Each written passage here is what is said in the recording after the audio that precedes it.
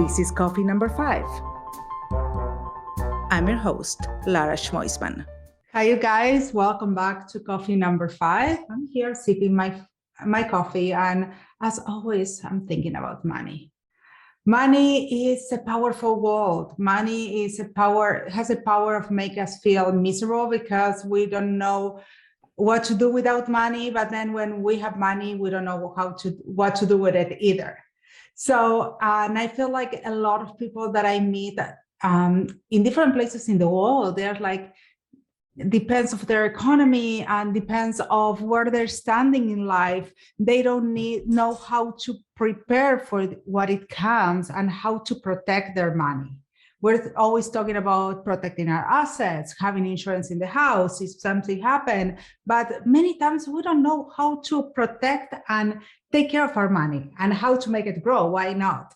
So today I'm super excited about this because I brought a woman who has a very similar background as mine, but from different parts of the world. We come back and we meet here in the middle of the world or somewhere in between. And I mean, I want to hear more about your journey. So welcome, Kiana Danial. I think I said it right? You did. Well, so welcome to coffee number 5. I'm super excited to be here. I know you're US Today bestselling author. Your trajectory it's crazy. I mean, you went to Japan to learn engineering, if I'm not wrong, right? Yeah, that's correct. But that's not what I do right now. I did the engineering because of the family expectations, because they expected. I come from a traditional family that they think you have to either become like a doctor or a lawyer, and then an engineer was next. And I cannot become a doctor because I hate blood. And then lawyer was just too much for me. So I did engineering and I sucked at that one too. But yeah, that's what I did for 7 years in Japan. But that didn't make me any money. So I do not practice engineering right now. So how did you find out that this is not making me money, so I will move into something else? So what happened is 2008 market crash. I was still in Japan. And when the markets were dropping, I became fascinated about like the dollar moving and things like that. I'd accidentally participate. I didn't accidentally participate, but I decided to kind of see where this is going. I accidentally made a ton of money. For me at the time, $10,000 were a lot of money. I made that much money in a month when the market was crashing. And I was like, oh my gosh, this is a lot of money. Like there is a lot of money to be made in the financial markets. So that's when I became very fascinated about the whole system, about economy, about finances, about money. I did first try to go and give my money to a money manager to manage it for me, but they screwed me over. Now I know why, because money managers don't have your best interest at heart. So then after that, I was like, okay, this is it. I really want to learn all about this and take the matters in my own hands. So that's what happened. Now here we are.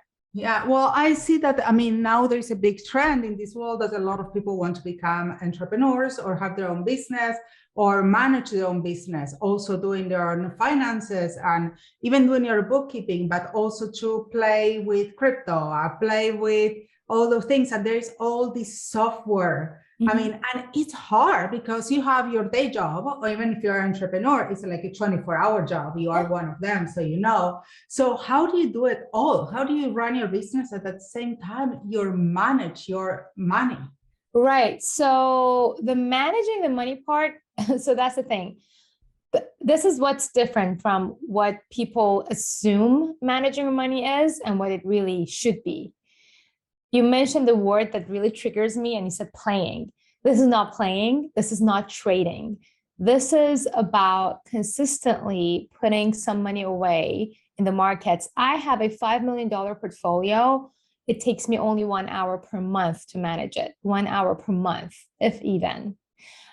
I am not like, that is not my job. Even though I teach how to do it, that is my job as an entrepreneur. My whole business is about how to teach people how to invest their money, how to manage their money. And I also teach people how to run their own business. But managing my money, making my money work for me is not my job. It's putting my money into work. It's the opposite of my job. Well, I love that clarification. Yeah. I mean, and I use the word playing. It was a very choosy word. I chose it because that's what people told me. I'm going and playing the market. Yeah. And to me, it was always like, I don't want to play with my money. It's your hard-earned cash. Why would you want to play with it? And I mean, even still, like these are the words that we try to eliminate from our students' dictionary the moment they get into our movement, is like playing the markets, trading, news. None of my students watch the news. I do not watch the news. I'm often on the news. And I know, as somebody who's often on the news, I'm on the news at least once a week talking about the markets. They only call me when they want to have clickbaits, when they want to create more hype, FOMO, because that is how they make money. They make money by making us fearful. If we're not fearful, like think about the weatherman. The weatherman, everybody's watching TV when there's a hurricane coming. The moment the hurricane leaves, nobody's watching the Weather Channel. The same is with financial markets. And they profit from prolonging all these ups and downs and reporting, oh my gosh, it went 2% up, it went 2% down. Nobody cares. It doesn't matter. It does not matter. Do not watch the news. And all it takes, as I said, about with investing with low risk, not risking your money, not playing with your money, but actually making it work for you. I call it making your money have babies. So that what you get your money from your business, you put in your investment account, you calculate your risk tolerance so that it is absolutely unique to your risk tolerance. And then you go about making money, because that's where you can actually create value. So that's basically how I do it. And I'm telling you, if you're spending any more than an hour per month on your investment account, you're probably going to lose money. The less you spend on your investment account, in fact, is going to be better. So it's more, the less you play, the more you are consistent. Yeah. I mean, it's all about coming up with a number. Like the first step that you have to take really is to understand what your risk tolerance is. How much money can you be contributing? That is the money that is not necessary for paying your mortgage or rent or for food. I personally invest all of the money after paying for my business, paying for my employees, paying for my family's necessities and our lifestyle. Like we take like good vacations. Everything after that goes to my investment account. But it is automatic. Every single month, I contribute the certain amount that I know is right for my family.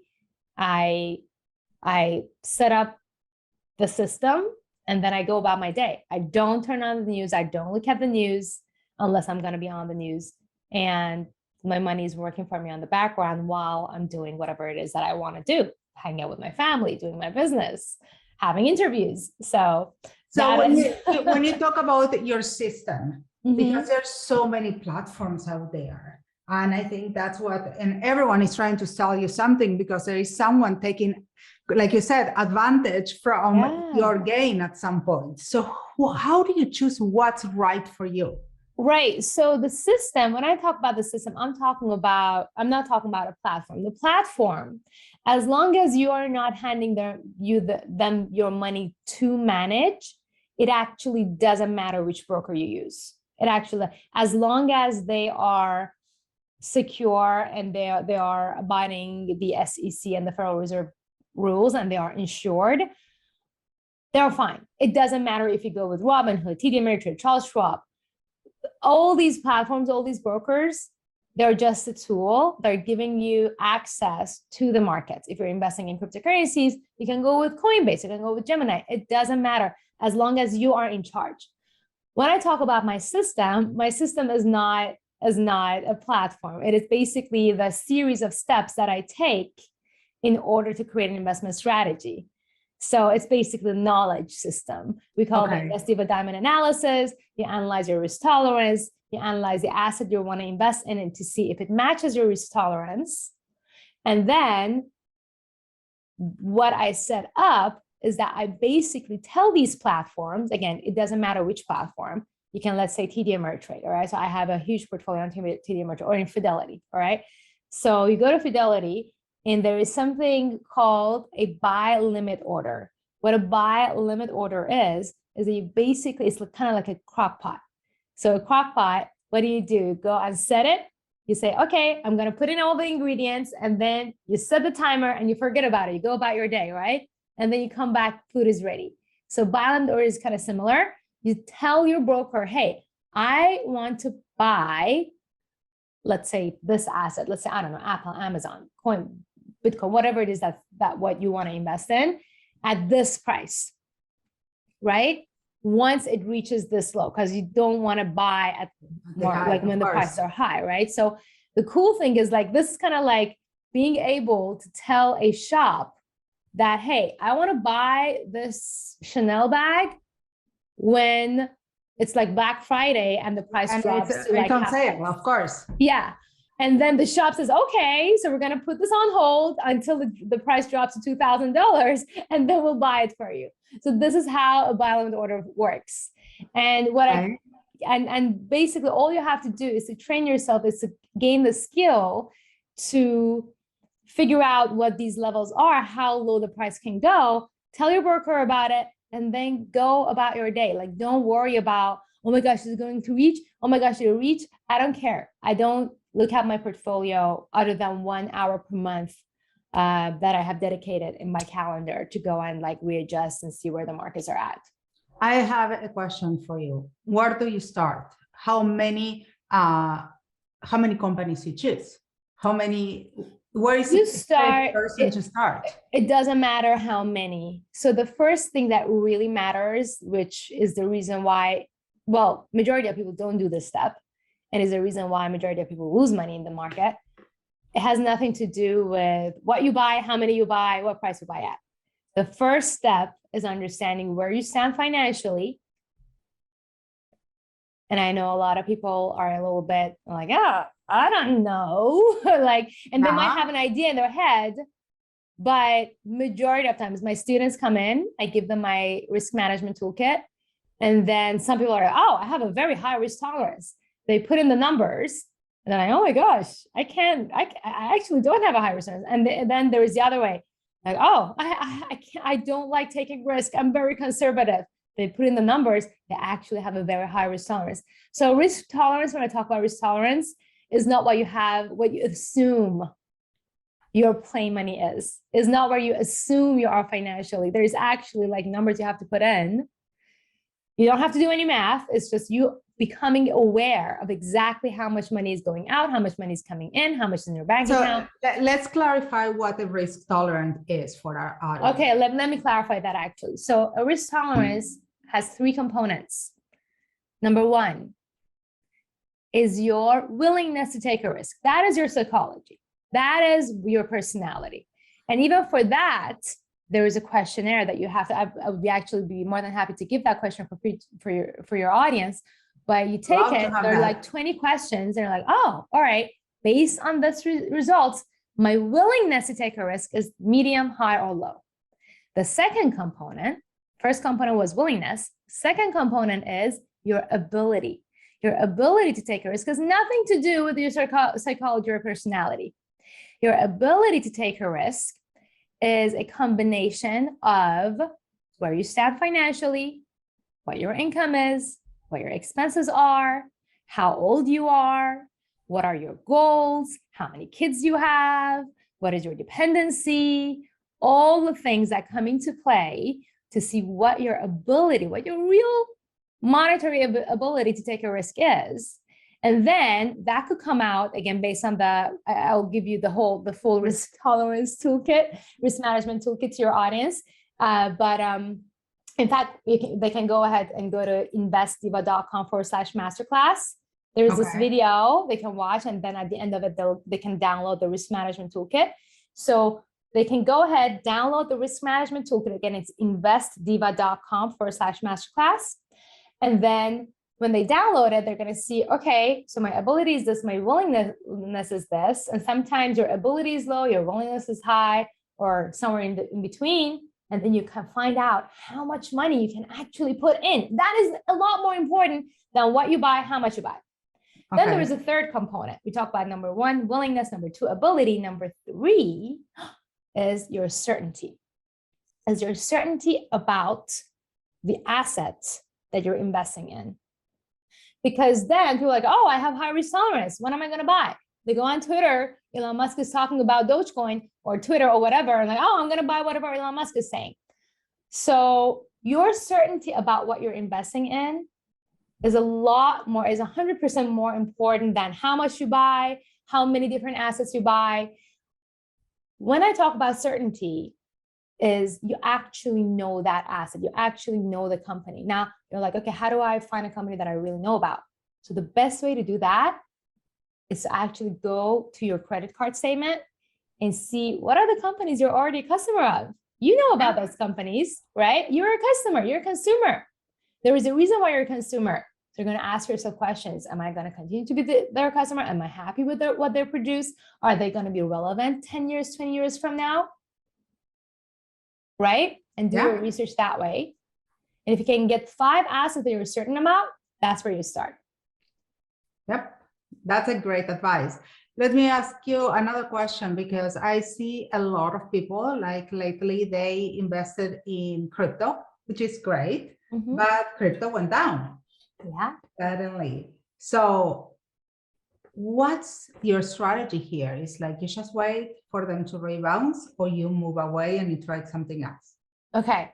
So, well, cryptocurrency went down, so did stock market. Okay. So the strategy across the board is the same. If you're certain, like I'm not telling you go invest in cryptocurrency because I told you so. You need to have some understanding, because your level of certainty is going to give you that emotional management when the markets go down. But to answer your question, there is absolutely no strategic advantage in selling at a loss. Absolutely. You only lose if you sell. And this is where, again, that certainty part comes back on. If you research about an asset, if you research about Bitcoin, Ethereum, Cardano, whatever it is that you want to get involved with. Personally, I'm a Bitcoin fan, but I also have I have about 20 assets in my crypto portfolio for different reasons. I actually have written the book Cryptocurrency Investing for Dummies. So before you get involved, I would recommend that you read that.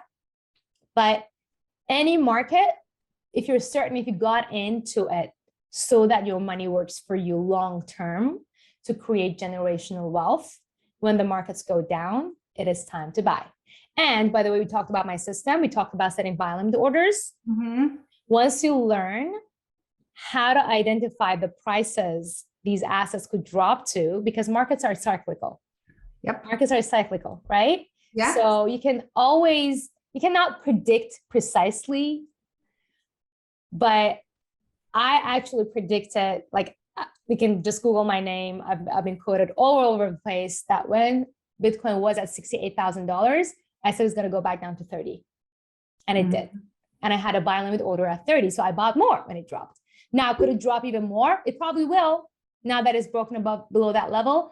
But am I scared? No, because I have my personal reasons as to why I have invested in Bitcoin that I don't want to get into, because it's going to be it's a different story for a different day. But that I apply the same exact strategy to all the other assets that I've been certain about investing in. Now, am I always absolutely correct about all the assets I pick? No, but that's why you diversify. That's why you diversify, exactly. Because you're not going to always go right. I'm not always going to be right. Like in the same that business decisions, and that's what I want to bring this talk, because a lot of people are mixing a lot their business decisions and their personal decisions. How do you draw the line and say, I'm not mixing my business with my personal, but I take this amount from your reinvesting in my business and put it to work? Okay, so let me clarify your question. Your question is how much money you put back into the business and how much money you put back in Is it market. worth it to, how do you make the decision if it's worth it for you as an entrepreneur or business owners to reinvest in your business or to put that money to work? So good. Such a good question. I love that. So you're reinvesting in your business as much as you can scale. So I personally invested in Facebook ads $1 million last year. That is actually more than I invested in the stock market. I think last year I did, or maybe similar amount, but I made $10 million, right? So, but I'm constantly like, they're two separate things. They're two absolutely separate things. So I'm investing in my business as much as it can scale. I'm not going to go break even. Investing in your business, I typically know if I put in $1 in my Facebook ad, if that ad makes that into $2, I know that's a good ad. I'm going to continue with it. If it's not performing, I'm going to shut that down. It's a little bit faster, much faster result reveal than the stock market. My business, the budget that I have allocated to my business is as much as it can scale. Like there is no budget, as much as it can scale. And I know how much it can scale because I can see it within 30 days. If this person that I hired is performing well, if this amount that I invested in in ads is performing well, and I cut it, I adjust it based on that. Mm-hmm. And your business can grow way faster than the stock market. There are completely two different things. Like my business 10x's every single year, whereas my portfolio this year, well, the markets are down, so my portfolio is actually down. But my vision for my portfolio is 20 years down the road. Whereas with my business, I have to scale every single year. So while being an entrepreneur, it gives you a very, very amazing, good insights on how to select a company, because as an entrepreneur, you can look at their management, you can look at their marketing, you can look at the category that they're in, and like, oh my gosh, this is a good company. So entrepreneurs actually have a very good eye for stock picking, but two different strategies. And totally. And also, I mean, there is a lot of risk involved, as we discussed in the market, but also there is a lot of risk involved in entrepreneurship, that there is a lot of people that they are not looking at those risks. Like I always say that entrepreneurs, we are risk managers, because we always need to be assessing if hiring a person will bring us that added value. If changing strategy, creating that ad is going to bring us or not. So we always trying things. So it's the same situation as the market. It's less, no, the market is a one and done thing, whereas entrepreneurship is my full-time job. It is way harder than investing. Exactly. It is way harder. Investing is the easy part. It's just what you have to find out for investing is the setup time, figuring out how much you're going to allocate every month, set it and forget about it. Entrepreneurship, no, it's a 24/7 job, baby. It's like, it is by far the most time consuming thing and the most rewarding thing. When it comes to entrepreneurship, the first thing I invest in actually is myself. I'm always learning new skills. And I'm always like in masterminds and learning new things and being with other entrepreneurs. But when it comes to investing, I shut everything down. Completely two different things. Okay, that makes sense. So before we go, I want to ask you this last question that I ask each one of my guests here. So that mistake, because I do believe that we learn a lot from our mistakes. That thing that you said, oh, I should have done it differently, but you learned so much that it was so worth it for you to have that experience. Oh, so, yeah, absolutely. So what's that story? So I'm going to tell you a mistake that I made with my investing, because I've made so many mistakes in my entrepreneurship journey, my trading, all the things. I'm going to give you, I think this is valuable, the mistake that I made when I first came to New York. And I was like, oh my gosh, I'm going to start investing. This is so cool. The markets are going up and down. And I actually got a job on Wall Street. I got fired. And then I bootstrapped my way up. Finally, I got a gig at the New York Stock Exchange. I was like, okay, I'm going to learn on the job at the New York Stock Exchange, surrounded by all of these traders and investors who are making millions of dollars. I'm going to do what they're doing. I'm definitely going to make millions of dollars if I listen to them. So I was at the New York Stock Exchange reporting on the markets, learning from these traders. And because I had this fake confidence that I'm surrounded by all the best of the best, I put in now $15,000 of my savings into a trading account. And I started listening to people, put in the market, and boom, lost all of that money. Listening to the people on the New York Stock Exchange floor. I'm like, how is that even possible? I was super frustrated. I was like, how is this even possible that I'm listening to what other people are doing? They make money and I lose money. What's happening? And what I finally realized, and I hope this is like the takeaway that I take from the segment. There was this person who's now my mentor, Guy Spire.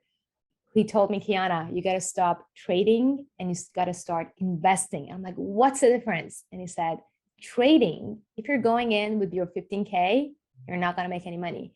The only people who make a ton of money trading are investment bankers who are using millions of dollars of other people's money in the markets. It's a full-time job. It is super high risk. And you have to be stuck to your screen all day. You cannot do anything else if you're doing trading. You should be stuck to your screen all day, looking at the markets going up and down. What you want to do, starting with low amounts, even if you start with $500, is investing. That is long-term. Don't stuck to your screen all day and let it grow on its own. And rest assured, I went back in now with $500. I committed to contributing $500 per month to my portfolio at the time. And in 3 years, it turned into $50,000. And then from there, I'm now at $55 million. So that was the biggest mistake that I made, that I thought trading and investing are the same thing. And I hope your listeners won't make that mistake. That was amazing tip. Thank you so much for being here, for having coffee with me. I loved it. I loved all these takeaways and very easy explanation for these difficult questions. I'm glad I was able to give you some guidance there. Thank you so much. And to you guys, I'll see you next week for more coffee number 5. It was so good to have you here today. See you next time. Catch you on the flip side. Ciao, ciao.